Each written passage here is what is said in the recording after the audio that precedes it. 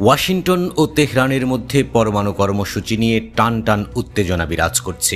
Rome এবং মাস্কাটে অনুষ্ঠিত উচ্চ পর্যায়ের আলোচনায় কার্যকর ফল যেমন আসেনি, তেমনি সমঝোতার পথও বন্ধ হয়ে যায়নি।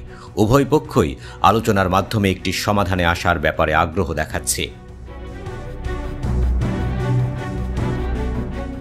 যুক্তরাষ্ট্রের পক্ষ থেকে ইরানের পরমাণু কর্মসূচি সম্পূর্ণভাবে বন্ধ করার কথাই বলছে। দেশটির অভিযোগ, ইরান গোপনে পরমাণু অস্ত্র তৈরির চেষ্টা চালাচ্ছে। অন্যদিকে ইরান শান্তিপূর্ণ উদ্দেশ্যে পরমাণু কর্মসূচি চালিয়ে যাওয়ার অধিকারের কথা বলছে। তাদের উপর আরোপিত অর্থনৈতিক নিষেধাজ্ঞা প্রত্যাহারের দাবিও জানিয়েছে তেহরান।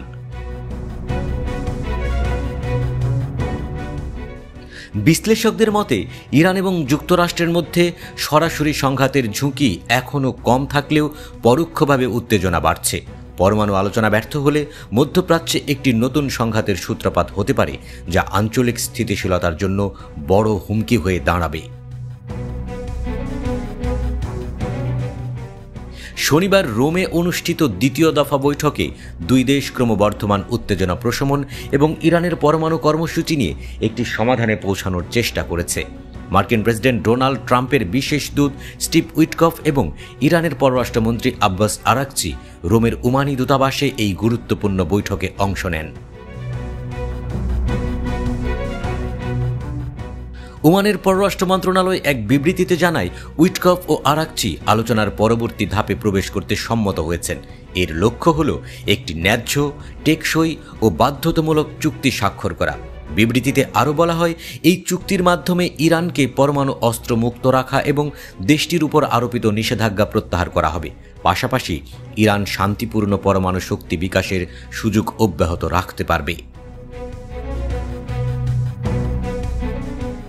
ওমানের পররাষ্ট্র মন্ত্রণালয় সূত্রের খবর, আগামী কয়েকদিনের মধ্যেই মাস্কাটে পরবর্তী দফার আলোচনা শুরু হবে।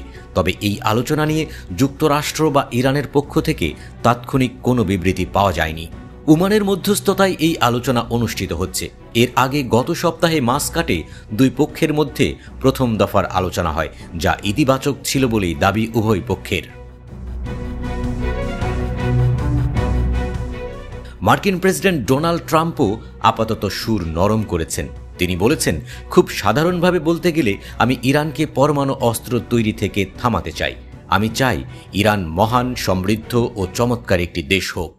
অন্যদিকে নিউ ইয়র্ক টাইমসের এক প্রতিবেদনে জানায়, ট্রাম্প ব্যক্তিগতভাবে ইরানের পরমাণু স্থাপনাগুলোতে হামলার ইসরায়েলি প্রস্তাব নাকচ করে দিয়েছেন।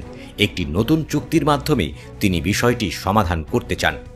1979 সালের ইসলামিক বিপ্লবের মাধ্যমে যুক্তরাষ্ট্র সমর্থিত শাসনের পতনের পর থেকে দুই দেশের মধ্যে দীর্ঘদিনের শত্রুতা বিদ্যমান। এই প্রেক্ষাপটে এই আলোচনা একটি ঐতিহাসিক মুহূর্ত।